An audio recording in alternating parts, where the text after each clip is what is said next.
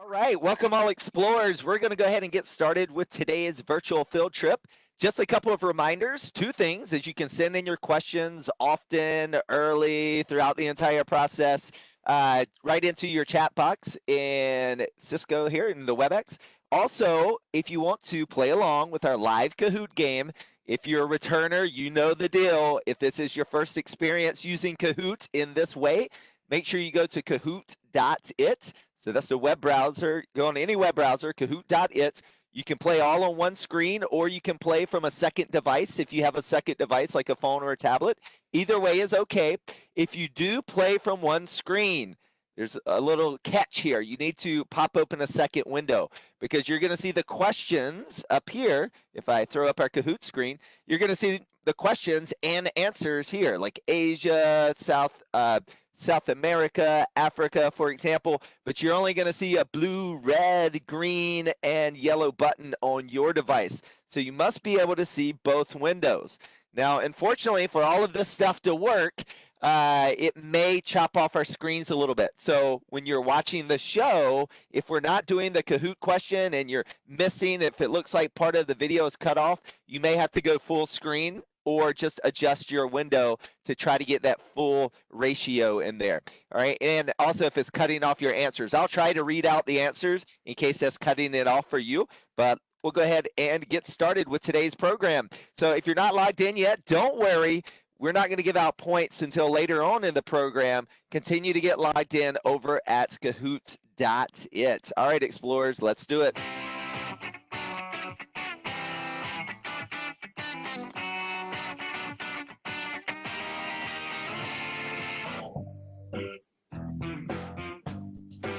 Welcome all explorers. You're now watching Learn Around the World's Geo Show. This is the interactive virtual field trip that takes you around the world and introduces you to new cultures, new peoples, new places, and new types of poo. All right, hello everyone. My name is Brandon, and I am going to be your guide on today's virtual field trip. And my job on the Geo Show is to travel around the world, visit new places, and come back and share these places with you. So it's my goal here on the Geo Show is that if you see something that makes you curious, we love that when you become curious about the world, and because that's what good global citizens do. So don't let the learning stop with today's virtual field trip. If you see something, go out there, learn more about it. Always go out there and dig deeper, explorers. As we just learned, as I just learned, that some of you went and told your teachers about certain vocabulary from our volcanoes program. That's amazing. Always make those connections too. Bridge anything that you find on a virtual field trip. Go ask your teachers, your librarians, your parents. See where those connections can be made because that's what learning is all about. Well, let's go ahead and get started today, explorers. The title of today's program is Poo Paper Park. Now, I want to go ahead and apologize to all the parents out there. We're going to be saying poo a lot today. Explorers, I'm not really sorry. It's fun to say poo. Anyways, as I was saying, we're sorry. We're going to say poo a lot. All right, so today we're going to visit the Poo Paper Park, one of my favorite, absolute favorite forms of tourism. And we're going to talk all about tourism and how tourism can be used in a good way because it's not always used in a good way. So the Poo Paper Park is a great example of how tourism can be used to benefit both humans and animals. Today's show is brought to you by LearnAroundTheWorld.com, bringing you guest speakers and virtual field trips just like this from all around the world, in connection with Connected North, making this all possible, coming right into your homes. All right, explorers, I kind of jumped the gun and I went ahead and started that Kahoot, so we're going to skip that first question today. But Thailand, as we're about to learn, is located in Southeast Asia. That's where we're headed on our virtual field trip. As always, we start off talking about locations here on the Geo Show. As you see right there, geothermal energy, as some of you learned about on our last program. The Geo Show, that prefix geo means world. And if you study geography, things like that, that's the study of the earth and where things are. And we are the Geo Show. We like to talk about geography and locations because not only to be a good global citizen, explorers, you need to know where you're going. you also need to know what you're bringing along with you. And yes, of course, we know that that's our bags with our clothes and our toothbrush and toothpaste and all those great things. But we also pack with us and bring our own cultures around the world. This is important information when we start learning about other places, because the way that you see the world is going to be different than the way I see the world. And the way that I see the world is going to be different than the way someone else may see the world, because we all come from different places. We all have our own cultures that we are looking at the world with. So why is that important? Not only the way that you see the world, but always question everything that you read and see. Who is telling you that information? So I'm from the United States, explorers. So everything I choose to show you, always keep in mind, hey, this person, this teacher, this interpreter came from the United States. How does that impact the way that he saw things and is explaining it to us? So it never stops. It just goes circles and circles and circles. Culture plays a big, big role in how we see the world, the information that we read, who wrote that book. Always ask these questions, explorers. So let's go ahead and find out, where are we going today? Well, we are going to Thailand. Thailand is located in Southeast Asia. Now, Thailand is a great place to learn about the Asian elephants. So there's two species of elephants on Earth. There's the African elephant and there's the Asian elephant. One of my favorite things about Thailand when we talk about the Asian elephant is that it's actually shaped like an elephant. You can kind of see this. I've highlighted the border of Thailand in red. Does everyone see the big elephant ear right there and the big elephant trunk here? So if I turn around here, maybe you can go like, all right, you see that? Pretty cool when we talk about Thailand. So some of the bordering nations. So what are some other countries in this part of the world? So we have Myanmar to the northwest, we have Laos to the east and northeast, southeast, we have Cambodia, and we have Malaysia to the bottom of the trunk or the bottom of the peninsula. We also have Indonesia, which is south of Thailand. Indonesia's islands, so it's not technically a border, but it is right close, right nearby. And when we talk about the Asian elephant, Thailand is a great place to go and learn about the Asian elephant. In fact, people come from all over the world to see Asian elephants in Thailand. Elephant tourism is a big business, and that's what we're going to be talking about today with tourism. We're going to talk about how can it be done in a good way versus a bad way. All right, so let's back up a little bit. As we zoom in here, we're going to northern Thailand today, explorers.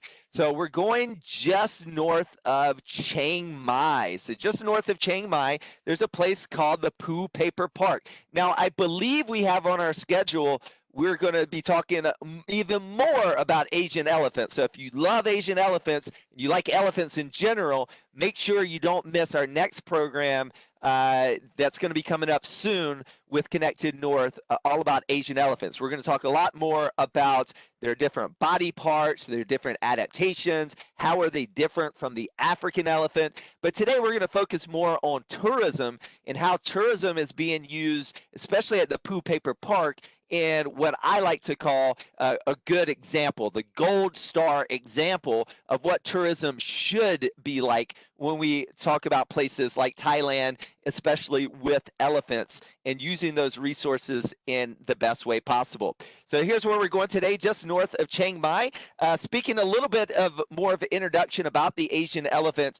So why is it such an important thing with our tourism efforts that we are doing the best thing possible for the Asian elephant? Well, one thing is the Asian elephant is endangered, explorers. So what that means is if we think about the numbers of anything on Earth, any living thing, so any tree, any plant, any flower, any mushroom, any fungus, any animal, right? When we think about how many of them there are on Earth, once we get to zero, that's extinct, right? We have no more of those left. Think about the big dinosaurs, right? T-Rex, those types of things.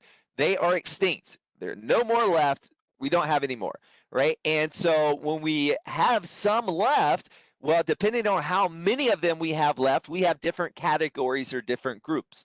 So the category that's right next to extinct, right next to zero, we call that endangered. That means danger, danger. You see that root word in there?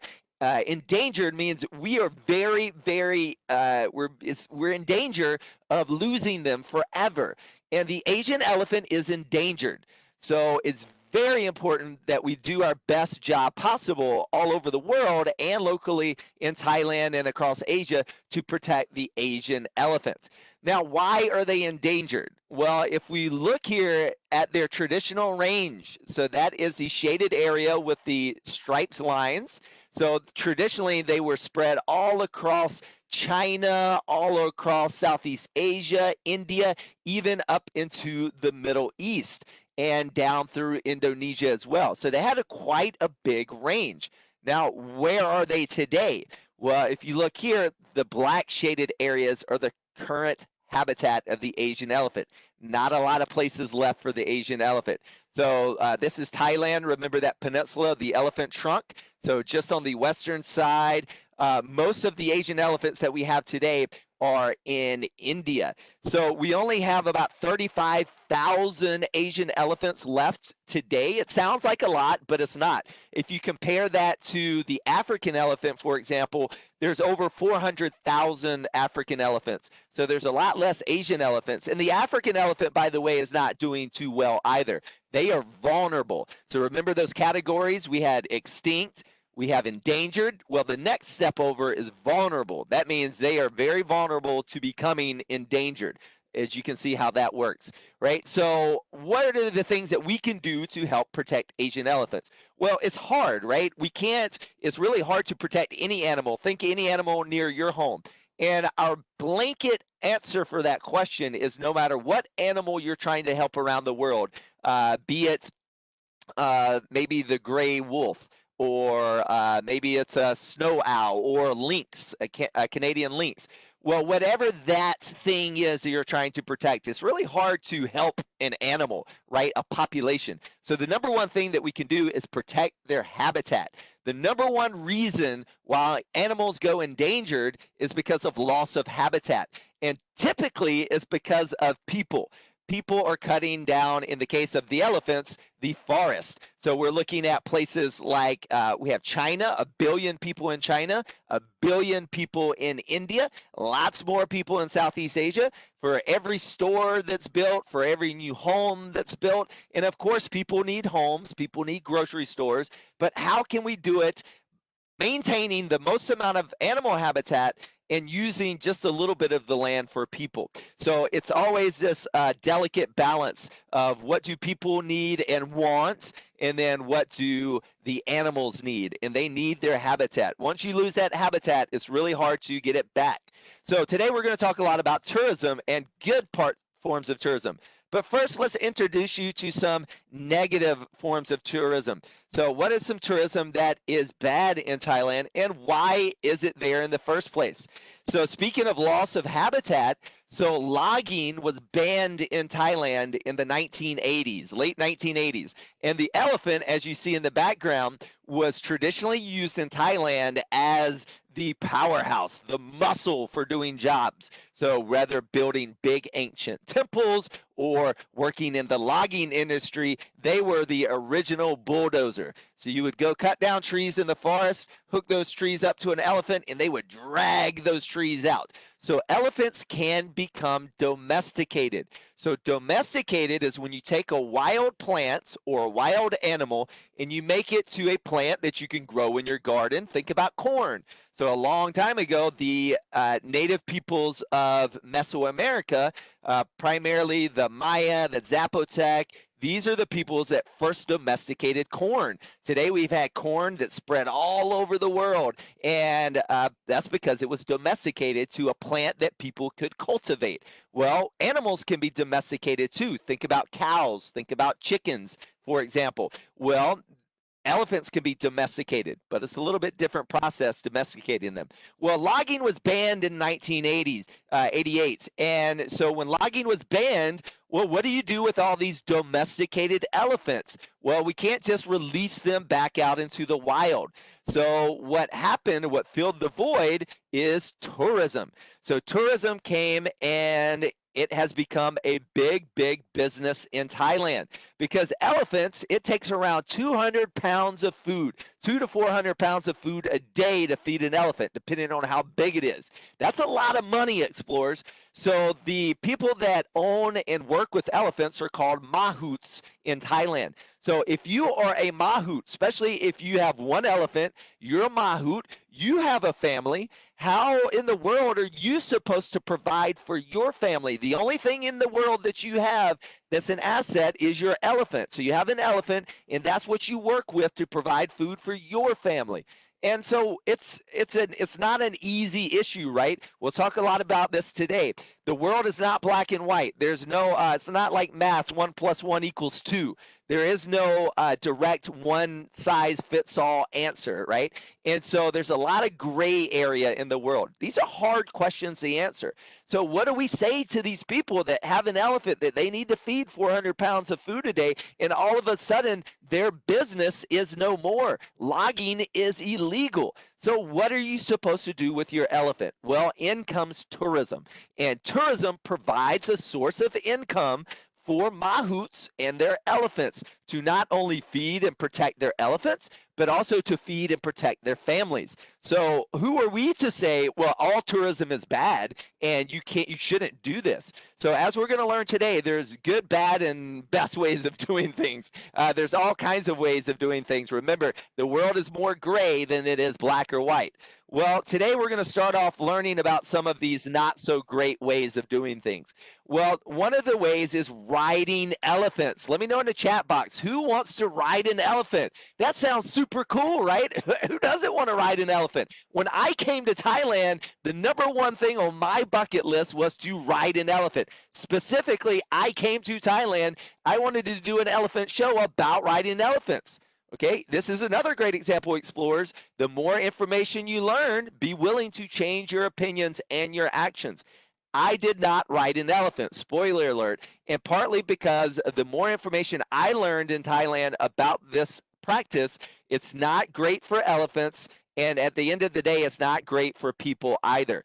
So I'm not going to tell you, if you ever get the opportunity and you're fortunate enough to come to Thailand, not to ride elephants. But what I am going to introduce you today is that there's a better way to ride elephants than what we see here. So this is a big, big chair that we see on the elephants. These chairs weigh hundreds of pounds. Then sometimes 2, 3, maybe more people are put on these chairs. So all of a sudden we have anywhere between 500 to 1,000 pounds put on that elephant right on the hump of their back. Elephants' bodies are not designed to carry a lot of weight right on the hump of their back. So what we learned from the Elephant Nature Park, which is the place we're going to visit on our next elephant show, is that it's best to ride on the neck and bareback, so no chairs. So we like this form of riding elephants if you choose to ride elephants, because it's a better story for you when you go back home. Dude, I rode bareback on an elephant. How cool was that? Plus, the benefit for the elephant is better for the elephant. And we like that. And when you do that, you can charge more money because it's a better experience for the elephants. It's like buying an organic apple. Yes, that apple costs more, but it's better for your health and it's better for the farmers. Well, same thing here. It's going to cost a little bit more, but the mahouts make a little bit more money for their families. It's better for the elephants, so we have win-win, and it's better for you because you get a good story. So today, that's going to be our definition for good tourism. Good for the tourists, good for the local people, and good for the natural resource, in this case, elephants. So as we see this elephant walking by, explorers, do keep in mind, like we said, it cannot be good for the elephants. A lot of these elephants are overworked too. So what happens when you have a 10,000-pound animal that is overworked and they throw you off? Even not trying to, they can hurt you and even kill you. People have died riding elephants because of elephants being overworked, even drugged, to work more and more and more. So these are some things that we need to be careful of when we're traveling around and looking at elephants.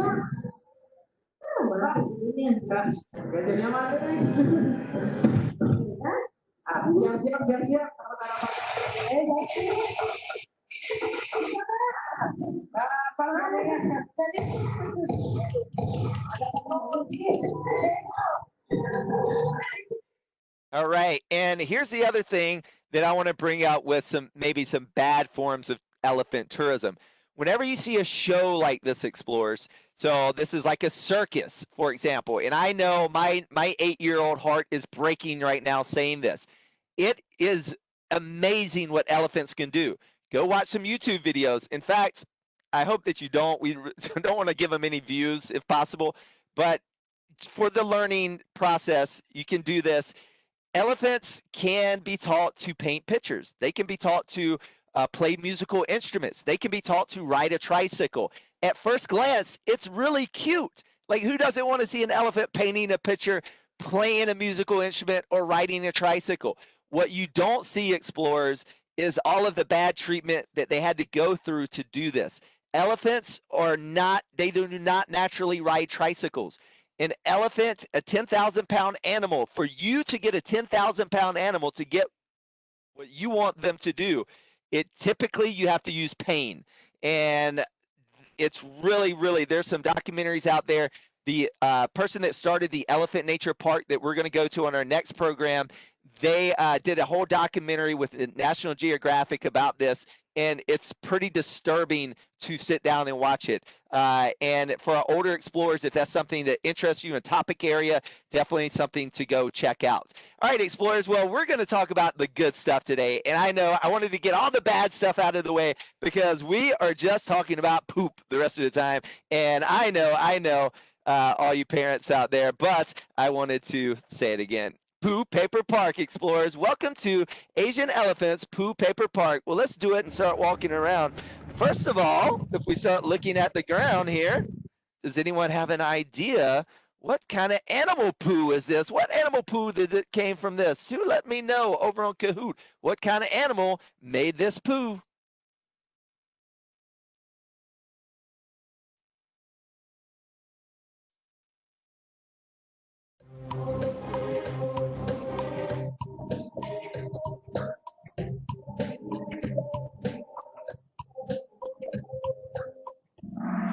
All right, this was elephant poo. Of course, we're talking about elephant poo today. So when we go back here to the Elephant Nature Park, this poo that we see on the ground is elephant poo.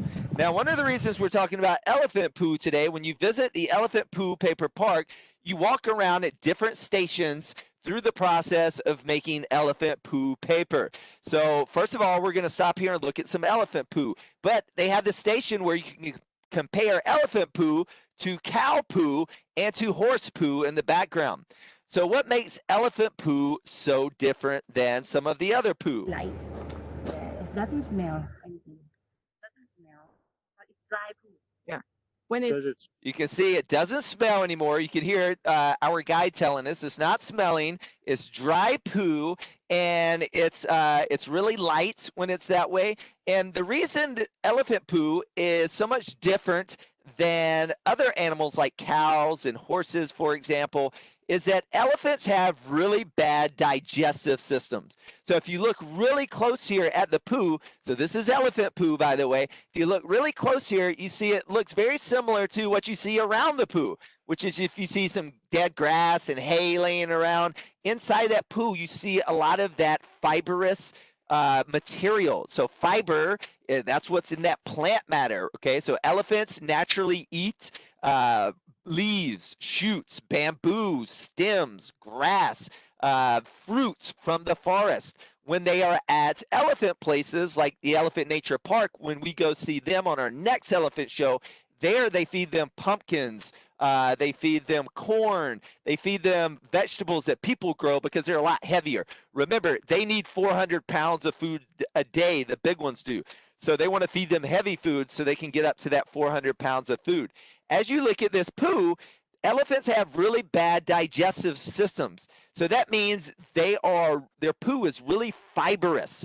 And that fiber is what's going to be really great for making paper. So when we look here, you have to do stuff to that poo. And first you need to clean it. So we're going to look at the cleaning process and how do we separate those fibers out. And this is going to be to make it a usable material for making paper. So first of all, let's go ahead and look how they do this. Well, they're going to do this with these drums in the background. So first you go through a pre-cleaning drum, then you go through a rinsing drum, and then you go and you sanitize the poo.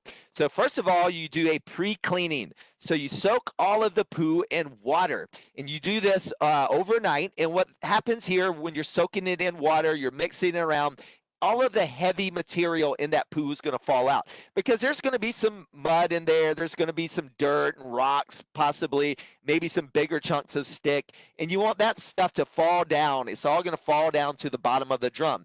And what you get afterwards, after stirring it up, letting it sit and settle, is you're going to get all of the light fibrous material is going to be floating towards the top. Everything else is going to sink down towards the bottom of these barrels.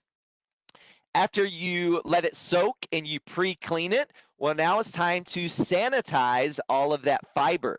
And you're going to sanitize this fiber by boiling it. So you're going to boil it for a few hours, and by boiling it, you're going to kill any kind of bacteria or anything that could hurt you by handling the poo. So that's going to be important to sanitize all of this fiber once it's been pre-cleaned.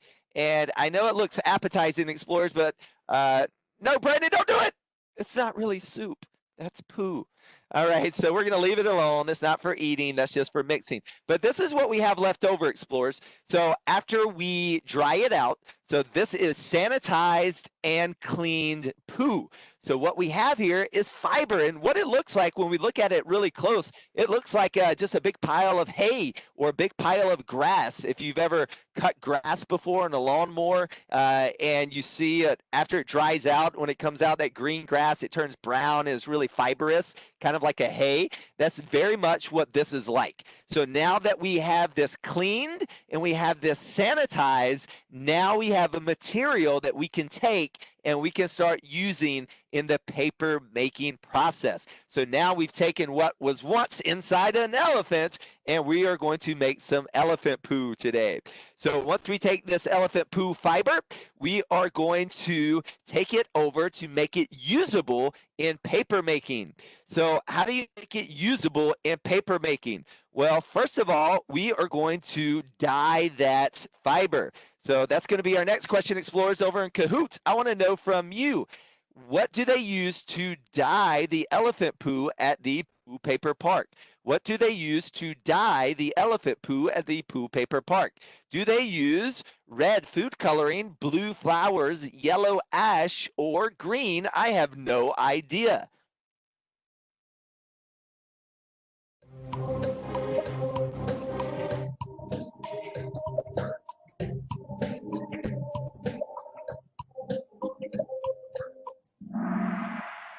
All right, so some of you are saying food coloring.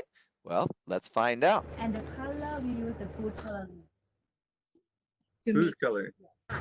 All right, so they use food coloring, and the cool thing about food coloring is it's not toxic that you can use. And then they also use this machine here. And so this machine makes the paper pulp. So when you make paper, you need to make pulp. So you can use wood to make paper. You can use old scraps of paper to make paper. You can use leaves to make paper. Any fibrous material you can use to make paper. So if you want to make paper at home, it's not going to be poo paper, but you can practice making paper in your homes this week, and you can do it pretty simple. So first of all, we'll go through the whole process, and I'll teach you how you can make it at home, but without machines and stuff like that. So if your parents happen to be an artist, by the way, you may have a blender used. That's okay if you don't. You can do it the old school way, which I'll show you how to do. But if you have a blender, and this is basically just a big giant blender. So what this machine does is what they do is they take all of that fibrous poo, they put it in here, and it chops it up really small to really small pieces and mixes it with water. And we call this a pulp. So we're going to make a pulp. So at home, what you can do is you can take any type of container. I recommend plastic, something that won't break. I'm showing you glass just because this is what I have right now. And so you can take a container and you're going to put water and then take some newspaper or scrap paper. But newspaper works best because it's easy to pulp. And so go ahead and tear it into little strips and you're going to fill it up. Just pack this full of newspaper, water, and then the reason I recommend using plastic instead of glass, if you are using glass, check with your parents or the adults to make sure it's a very durable, hard glass. But I would recommend using plastic, and you can take marbles or even little stones, little bitty ones, and you can fill it like a big handful and put it in, and you're going to close the container, and then you're just going to shake it up, and you're just going to shake and shake and shake and shake and shake and shake and shake and shake and shake and shake and shake and shake. And you can do this at home with me if you want to. We're not going to go through the whole process, but you get the idea. You're going to shake and shake and shake to just like a blender. Those marbles in there are going to just pulp. They're going to make pulp out of all that paper, and you're going to make your own paper pulp. So once that process is finished, now you have exactly what they have done here at the Poo Paper Park. So once they have their pulp, they dye that pulp, and then with that pulp, they're going to continue the paper making process. So remember, they use food coloring, so you could dye yours with food coloring as well. So here we have red poo balls, blue poo balls, purple poo balls, natural color poo balls. Isn't it fun just saying poo? All right, so the next part of the process in making paper, explorers, is you need to make your flat piece of paper. And the way that you do this is you take a screen. Now, people that typically make paper, they have a special screen to do this. So what you do is you make a wooden frame and you have a screen. Now, you can do this with a regular screen at home, but you're going to have to make some type of border to that screen. So again, you're going to have to ask your parents. If you have an old screen, a finer mesh works best so that pulp doesn't go through that screen.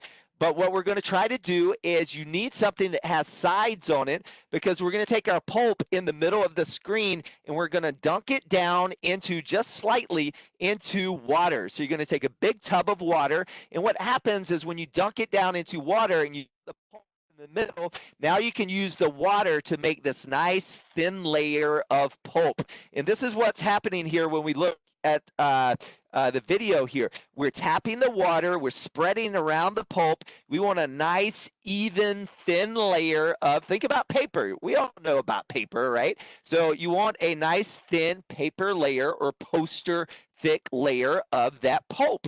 And the reason we put it on a screen is because when you lift that screen out of the water, that water is going to drain right down. So all of that water that was once in the pulp, with the pulp, is going to drain right out. And you can also see here the reason you want these sides on your screen is because if you just have a screen with no sides, your pulp is going to venture off outside of your screen and it's going to go into the big tub of water. So you need something with sides on it, so when you lift it out, all of that water drains down. And that's what we're going here for, explorers. And so once you drain that screen, now we have that thin layer of paper. So you've pretty much have created your paper. Now you just need to let it dry out. So here at the Poo Paper Park, what they're going to do is they set this out into the sun. Now, you could set it in the shade, but it's going to take a longer time to dry. And if you are working with different colors, as we see here, and by the way, just for a little advanced tip, if you want to make some really cool and neat kinds of, ever heard of seed paper before? So you can take flower seeds. This is really fun. And as you're making your pulp, put little flower seeds, space it out, or you could just take leaves as well. You could use different decorations. Just make sure if it's a big, like a leaf, for example, or a little flower petal, that you take a little bit of extra pulp and you kind of put a layer over top of it, and it puts it more in the center of the sheet of paper. You don't want it on top, because then it would just fall right off if you do that. You want it to be incorporated into that paper pulp. So you can, seed paper is a really fun one to make, because after you're finished with your paper, you can just throw it outside and plant flowers. Remember, this is natural paper made with food coloring, so this is not going to be toxic if you wanted to plant that seed paper afterwards. So here at the Poo Paper Park, to dry out quicker, what they do is they dry out all of this paper in the sun. So they put it down flat at first, because remember, when it's wet, if you stand it up vertically, if you stand it up tall, all that pulp is just going to come down to the bottom. So you want it mostly to dry out flat. So that's why they have it sitting here flat. But then they turn it up to finish off the process. You can see these sandwich boards moved into a vertical position. Now it dries quicker in the sun that we see here. But if you want to play around with your colors, if you make paper at home and you dye it with food coloring, for example, when you set it out in the sun, it's going to change the color. So the color's going to fade. The sun is going to fade that color. And this is another project that you can do at home as well. If you just want to practice with sunlight, so a good activity to do at home is take a piece of color paper that you have. Say it's a piece of red paper, orange paper, purple paper. Now cut out a piece of cardboard and cut a circle in it, and make sure you have a good piece of solid cardboard, and then half of the cardboard with a shape. You can do a fun shape or just a circle. Now take that cardboard and put it down on top of your construction paper, red paper, blue paper, whatever paper you have, and go set it out in the sun. Leave it there all day, and come back at the end of the day after you've finished doing all your chores, you've been playing, maybe you've helped your parents out doing some gardening outside while the weather is nice. Come back at the end of the day, look at that paper. I bet you that paper is going to change colors where that shape is cut into the cardboard. So you can compare that. Do that experiment yourself, Explorer. It's really neat. So let's go ahead and look at this paper once we're finished. Okay.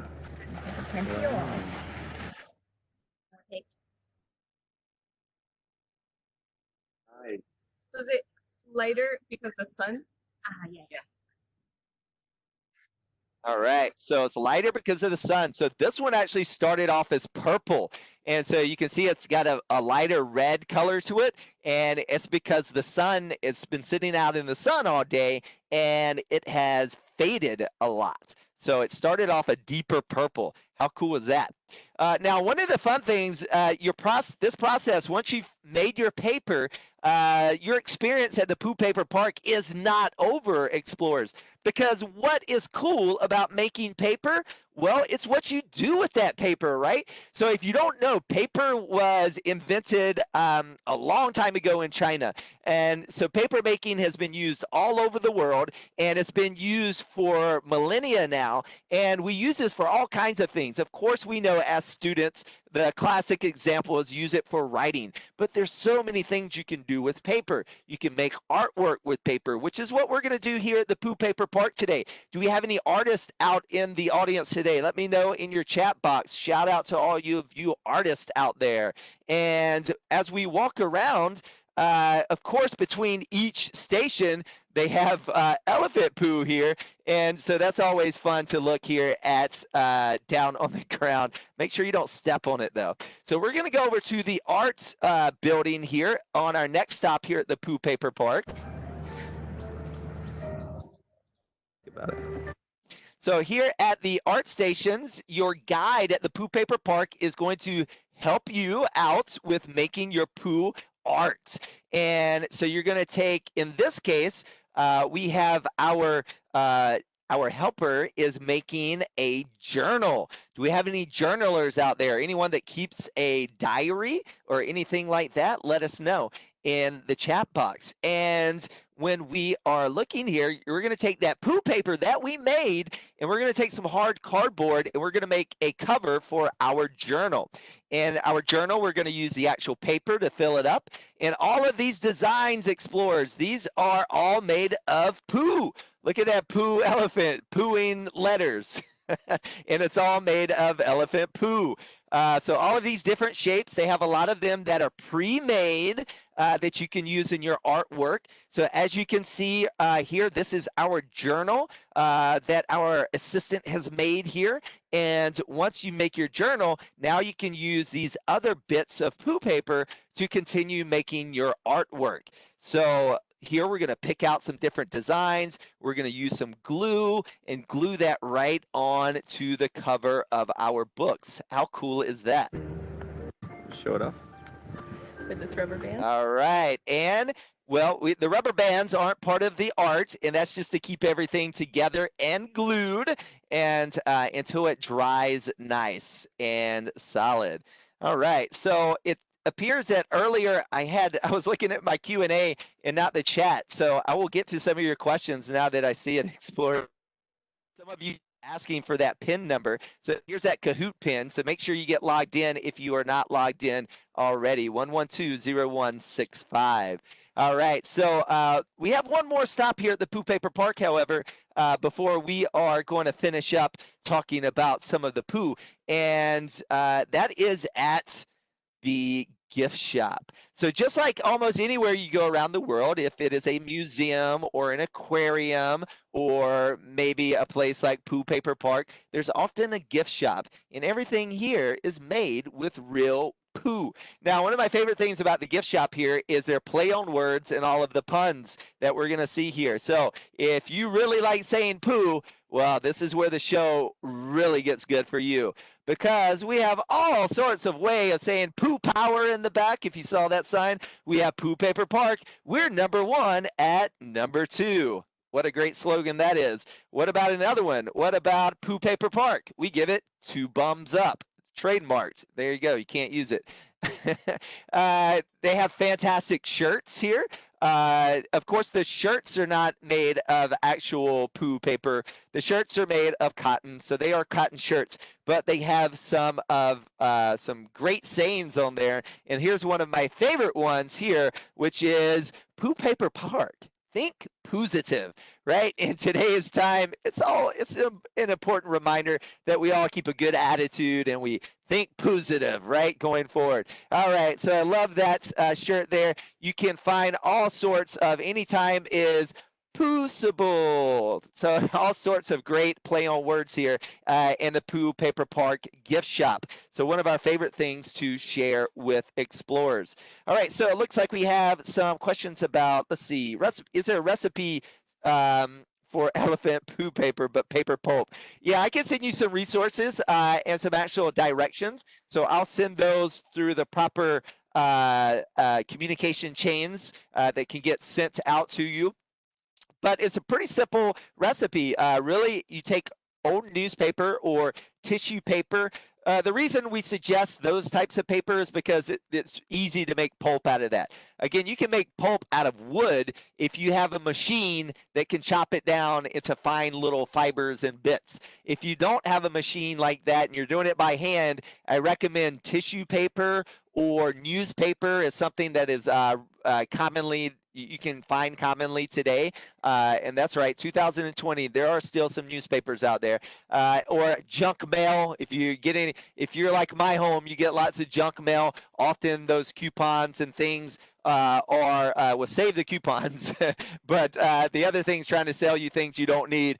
Take that stuff and you can use it to make pulp with.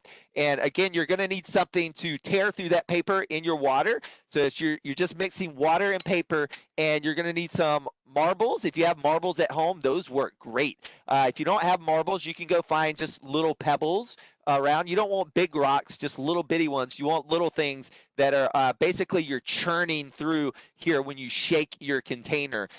Maybe it's a milk jug. Maybe I recommend, again, a plastic jug. Maybe it's a 2-liter drink bottle or liter drink bottle. Whatever that is for you, whatever you have on hand, you can probably find different items around the house to help you out with that. Could you make poo paper with dog poo? Great question. So remember at the beginning we were showing you when you started the Poo Paper Park, you start off by comparing the poo of elephant poo with cow poo and with horse poo. Horse poo and cow poo do not work well, and dog poo is not going to work well. And here, I'll give you a great example we probably all have unfortunately experienced at some time or another. Who has ever walked in their house or walked inside somewhere and all of a sudden you smell something, you look behind you, and unbeknownst to you, you have stepped in dog poo? Who's ever stepped in dog poo before? Let me know if you've ever stepped in dog poo before. Isn't it the worst? It's so hard to get off of your shoes. You know, in the grooves of your shoe, you have to take a stick and try to dig it out of there and maybe spray off your shoe. Oh, and it smells. It's so hard to get out of it. Sorry. So dog poo is really soft. It's like a soft mud, which is like a lot of poo. And what makes elephant poo so great is, remember, elephants have a really bad digestive system. So if a dog has a better digestive system, most of the things that they're eating, and dogs are not herbivores. Dogs are carnivores, so they're eating a different type of food too. So elephants are herbivores. That means they're eating plant material. And typically we make paper from plant material, those fibrous items. So when I say fiber, have you ever broken a stick before? You know how the stick, if you break a stick and on the edge of it, you have little almost like splinters of the wood. Well, on a big scale, that's exactly what happens to a small stem of a bean, or like a little beanstalk, or in a leaf. It's that plant material is made up of fibrous material. It's fiber. And so that's what you need. And an elephant's digestive system is really, really bad. And it actually gets worse the older they get. So the older they get, they're actually less efficient with taking what they eat and turning it into energy in their body. And that's why they need to eat so much. Not only because they're big, it's because their digestive systems are bad. So most of that plant material that they eat comes right out of them. So we just need to get rid of the rest of that poo. We just want what's left over of those plant fibers. And that's why it's so good. And that's why a dog poo is not going to work. And in fact, I would not recommend trying this with other types of poo that you find. Let's see. Is there a dog around there that eats the grass? So I think their poo would be. All right. So your dog eats grass. No, dogs don't eat that much grass. So if you see dogs outside chewing on grass, they're probably not eating that much grass. My dog eats grass. Again, I am not recommending you try this with your dog's poo. You're going to need elephant poo out there. Great. So if you, let's see, if you have some other questions, make sure you get those in the chat box. We would love to get to them. While we're waiting on some of those, let's go over to our Kahoot game. We're going to see how well you were paying attention on today's Geo quiz. All right, explorers, here we go. Let's going to see who's going to win today's postcard. All right, so it's time for our Geo quiz. Remember, every question from here on out is worth points. If you are not logged in yet, make sure you do get logged in. Today's game pin is 112-0165. 112-0165. All right, explorers, here we go. The quicker you answer correctly, the more points you are given. Let's try it. Da-da-da-da-da-da. All right, first question coming up, explorers. I'll try to read these off in case your screen is cut off for you. What country is the Poo Paper Park in? What country is the Poo Paper Park in? Is it in red Cambodia, blue Indonesia, yellow Thailand, or green Laos? What country is the Poo Paper Park in?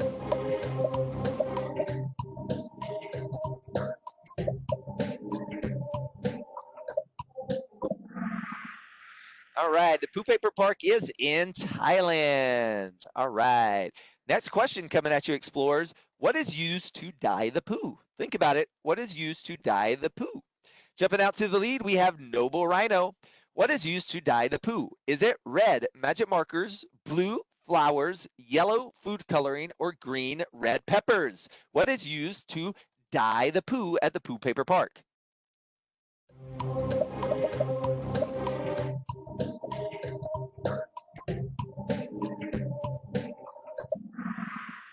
All right, it is food coloring. Great job there, explorers. Checking in on our leaderboard. All right, Noble Rhino still in the lead. Next question, explorers. What animal's poo is used at the Poo Paper Park? Which animal's poo is used at the Poo Paper Park? Is it red, the horse, blue, the elephant, yellow, the cow, or green, the tiger?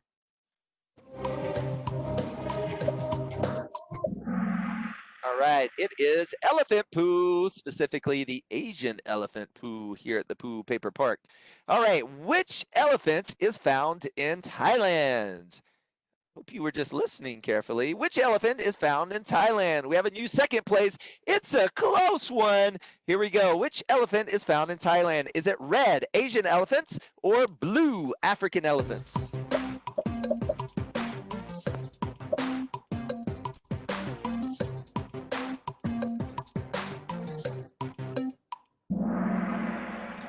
All right, so it is the Asian elephant. There are two species of elephant in the world, and one of them is the Asian elephant that they have in Thailand.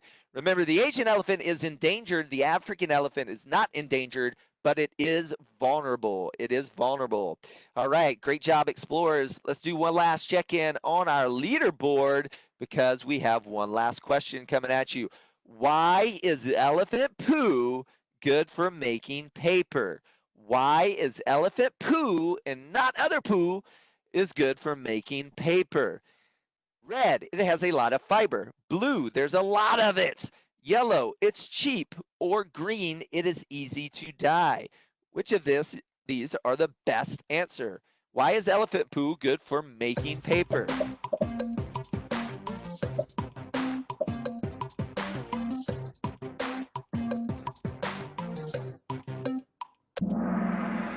Right, great job, 100% correct. I love that when that happens. And today's winner is, dun, dun, dun, dun. Oh, Noble Rhino held on to the lead. Great job today, Noble Rhino. Big old high five. Everyone else out there, high five, double high five. Noble Rhino, you're going to get a postcard from me, GOB, from the Learn Around the World Studios. Who is Noble Rhino? Reveal yourself, Noble Rhino. Sarah Gessler. Awesome. Congratulations. Can you send your address to me?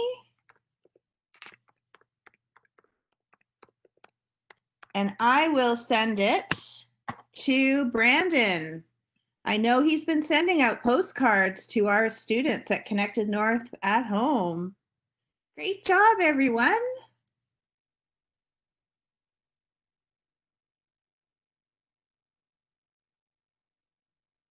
Right, it looks like we did have, let's see, Charlotte and Isaiah. I wonder if elephants think it's weird that people collect their poo. Probably. So a great thing about this and why I love the Elephant Poo Paper Park so much is because it's a great business. Remember at the beginning I said in tourism, for tourism to be really good, especially tourism in places like Thailand, where people come from all over the world. So you want something that benefits the local people. So if tourism is not benefiting the locals, the people that it's their home, that's not good tourism. That's bad tourism. A great example of that is a lot of cruise ships going down to the Caribbean, a lot of places where you have people visiting these beautiful beaches, and a lot of that money is not kept in the local community. A lot of those businesses are foreign owned, and so those natural resources aren't being used to help out the local people. So it needs to help out the locals. That needs to be up there. It also needs to be good for the environment or good for the animals. So the Poo Paper Park does not hurt the animals in any way. They're not like some of these circus acts or some of these riding camps.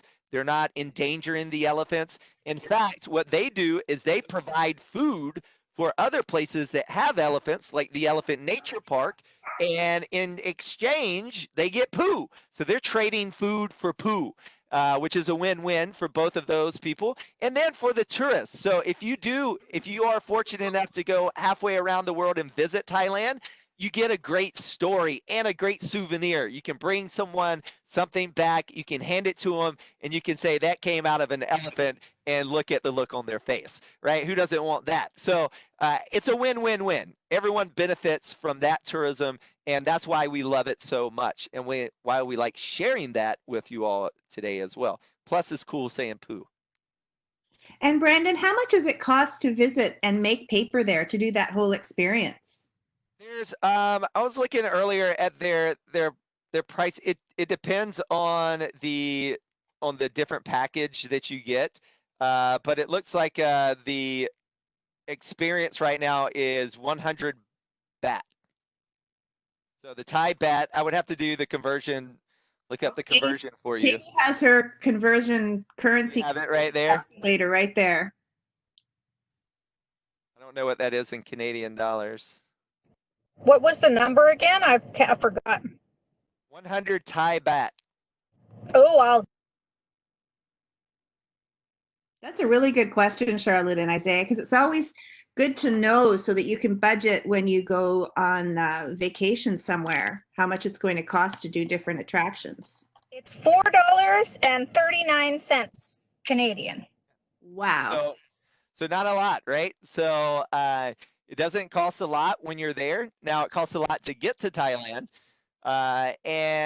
So another thing we didn't even talk about today, another thing to keep in mind is that in Thailand today, many of the people that work in Thailand are immigrants. So they're immigrants from Myanmar. And so it's really important when we talk about not only helping out the local economies and the local people, but it's also helping out local immigrant populations in northern Thailand, because a lot of these people at some of these elephant tourism places are taken advantage of. They're not paid proper wages.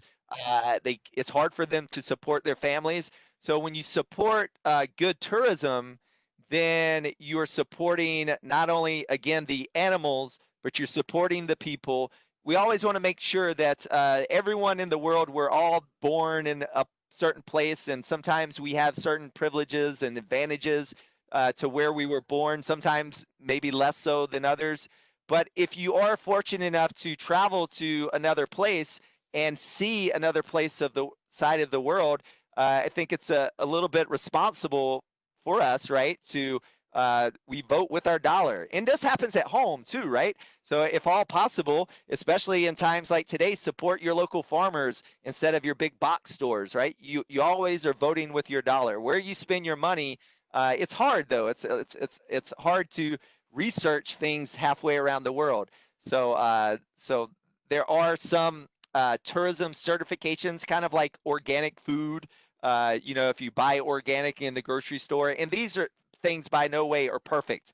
Labels aren't the end all be all, but they do help us as a starting point with doing our research as a tourist, as a traveler, and trying to be the best global citizen that we can be.